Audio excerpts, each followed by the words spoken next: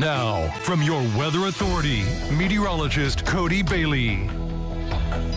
It's been a very warm but not humid day, and that's going to be the case again tomorrow. Maybe more noticeable for tomorrow compared to what we're dealing with outside right now. But the only issue that we've had has been the air quality for part of the tri-state. We've been mentioning these last 24 hours or so with the air quality alert that would be in place for today. That's the case right now. And right now, it's actually at about its highest level that we've seen. So there are the counties shaded in that light purple, grayish color there. That's the air quality alert that runs through the rest of this evening, expiring at midnight tonight. And this is all for some higher levels of ozone in the atmosphere. We've got that strong, powerful June sun. Even though it's not that humid, it is enough to create some issues in terms of the air quality. Right now, just again at the top of the hour, exceeding the highest level. We were about 100 earlier for that current air quality index for Evansville, now sitting at 108, the highest so far today, and that is well now into the unhealthy for some category 4, again, mainly for some ozone. So if you're sensitive, have some respiratory issues when it comes to ozone or any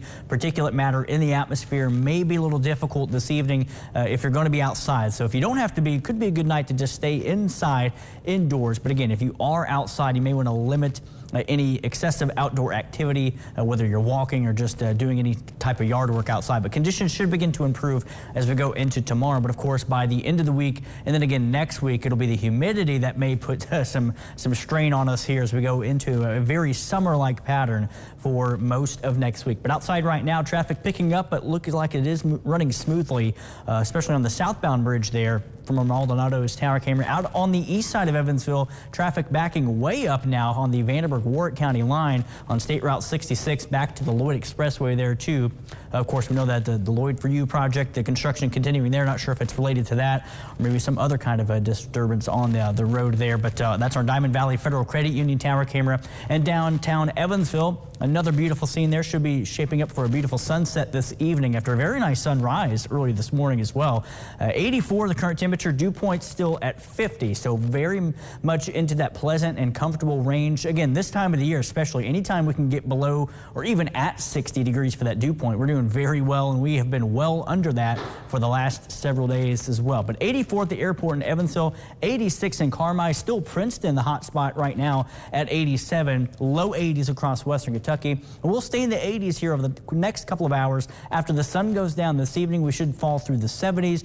And again, we could see some locations in the upper 50s by daybreak tomorrow morning. Forecasting right around 60 for overnight lows in the Evansville area for tonight. But here's a look at quiet Doppler radar that will stay quiet through tomorrow and tomorrow night. But by early Friday morning, really the pre-dawn hours of Friday morning, it'll be a complex of storms. Not this one, but similar to what you're seeing right now up to the north across parts of southeastern Minnesota into Wisconsin as well. That's fading away as high pressure has most of our region, including parts of the Great Lakes, under very dry air. So that's kind of having a tough time holding together. The dry air just basically eating away at the showers and storms up to the northwest. Another complex will develop tomorrow evening, making a run at our northern counties by daybreak on Friday morning. But again, another nice day to enjoy. It's going to be warmer, maybe a touch more humid, but dew point still close to or at least around 60 degrees. But we'll see the clouds increasing overnight tomorrow night. Still partly cloudy at times, mostly clear for tomorrow, but it's the outskirts of those areas of showers and storms, that complex of storms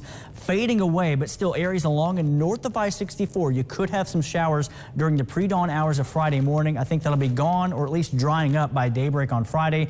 And then from there on, the only chance of rain that we have for our Friday will be some isolated pop-up showers and storms during the heat of the day, as we get right around 90 degrees and more humid by Friday as well. But that's also going to usher in some less humid air for our Saturday. So it's going to be warm on Saturday, a lot like what we'll see tomorrow. Close to 90, but no humidity for the start of the weekend. So overall, not a bad start to the weekend, but then we turn hot and humid for Father's Day on Sunday. But again, this evening we'll fall through the 70s and eventually into the upper 50s to low 60s by daybreak tomorrow morning, and then upper 80s to close to 90. Forecasting 90 on the dot for Evansville for tomorrow, but again, not humid. So it is going to be warm, but still pretty comfortable out there. We will turn more humid by our Friday as well, with the temperatures bottoming out at night in the mid to upper 60. But even look at those 70s on the board for overnight lows and morning starts. So very warm, muggy nights, and unfortunately hot and humid mid-90s for Sunday and Monday, and staying with the 90s all the way through at least the middle part of next week. But it looks like that could continue through the second half of next week as well.